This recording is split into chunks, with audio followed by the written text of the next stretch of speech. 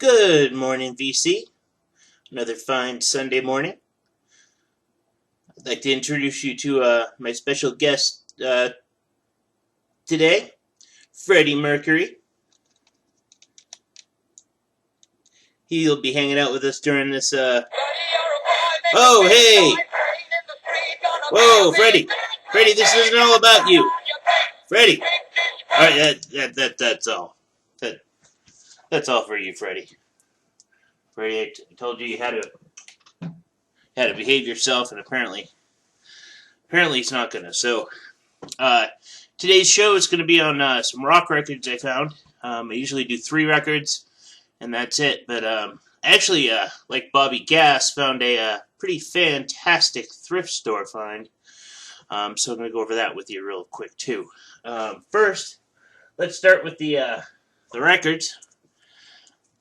First one I found. This one actually wasn't a thrift store find. This one was something I picked up yesterday. Really, really happy to find it in the condition it was. Queen and Night at the Opera. Everybody knows this record. It's fantastic. It's what really surprised me about this record was it wasn't as much the Freddie Mercury show as it was really the Queen show. Everybody associates Queen with just Freddie being out front and everything else. But the whole band is just so amazing. And it wasn't all Freddie singing. It was, Brian May doing a bunch of it. And boy does it come off amazing. But, hey, I know you guys all know this record to death. I just, I love Queen. I think they're just a fantastic band. And it was really nice to revisit this. So, that one out of the way. Second record I'm going to go over with you today. Dirty Trips. Nightman. This the second one has half of a promo copy sticker on there. Somebody tried to peel it off on Polydor.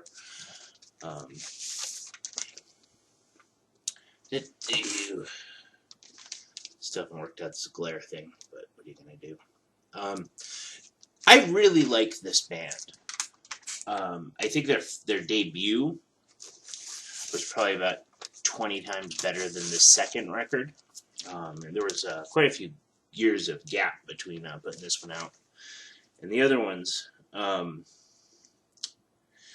But really fantastic. The guy has a really pretty strong voice. Really enjoy it.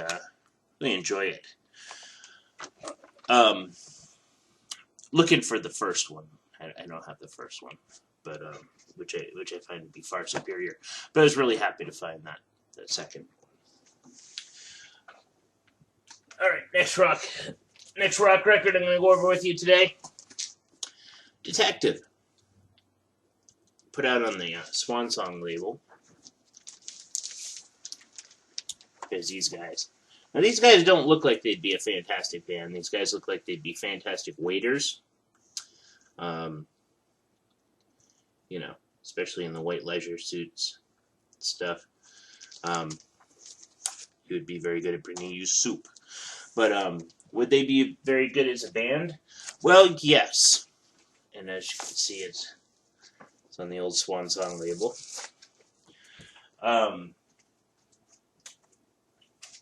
These guys were put out on the Swan Song label like Led Zeppelin, and Jimmy Page had a thumb in producing these guys, as if I recall. And they're an interesting blend of Led Zeppelin, which they copy mercilessly, and I would say the Eagles. It's sort of an interesting blend. It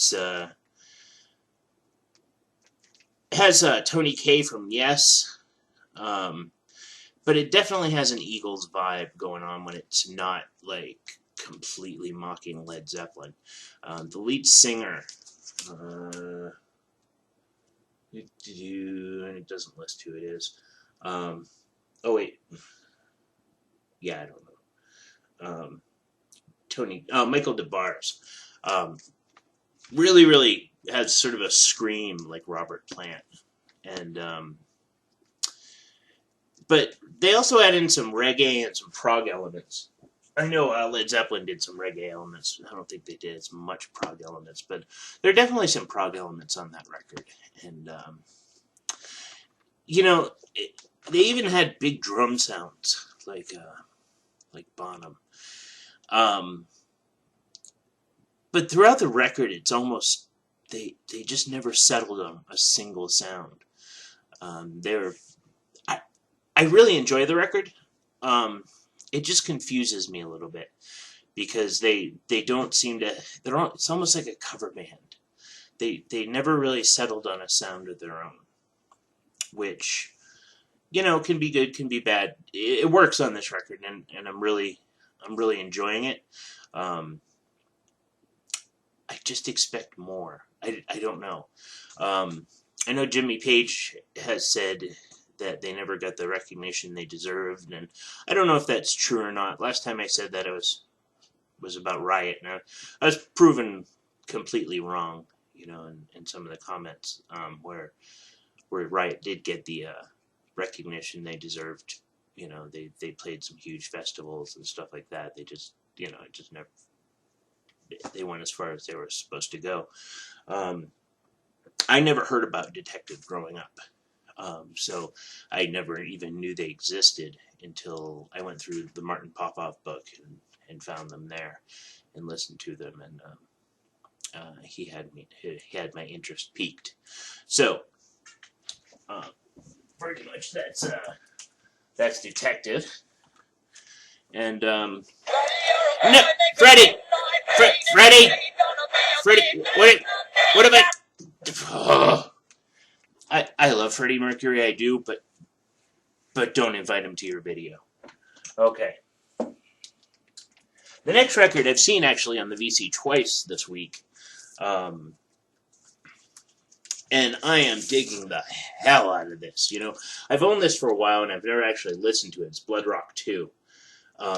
Some fantastic information about this record.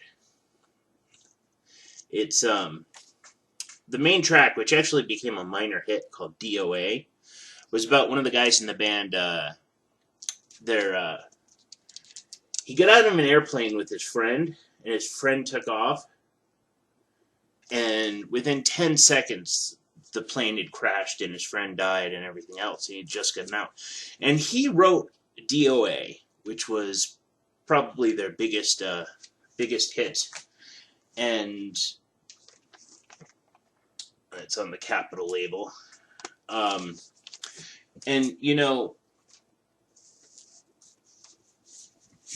it is the most morbid song, and I've listened to a lot of morbid metal. I've listened to a lot of funeral doom.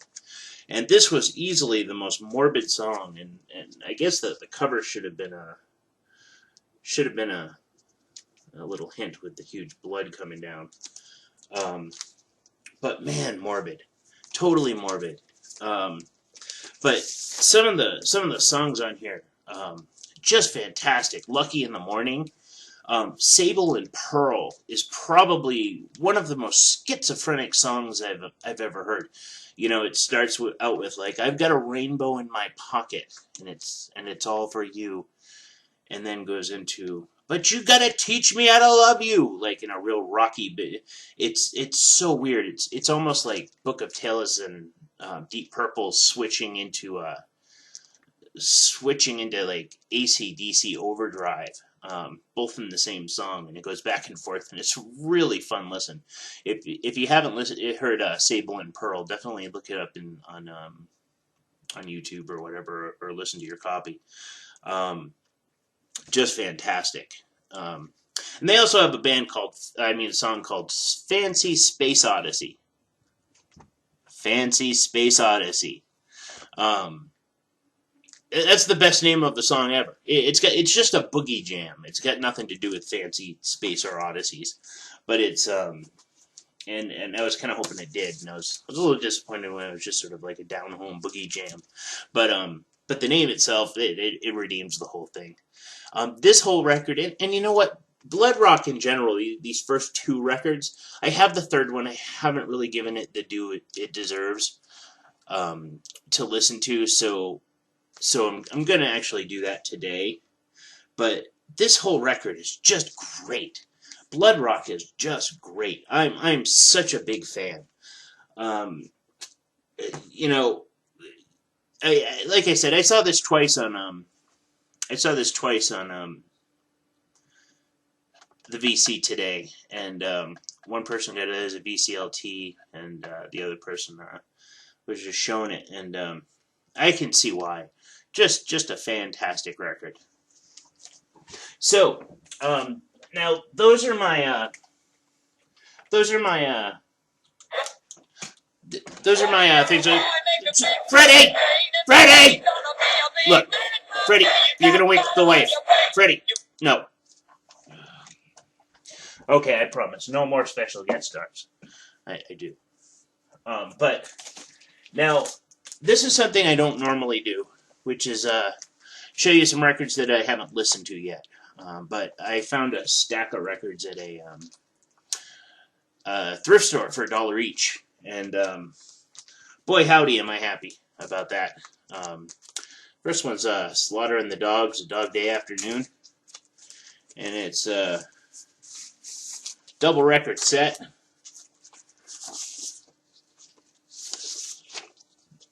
Yellow, I like to call it urine yellow vinyl, because it's punk rock.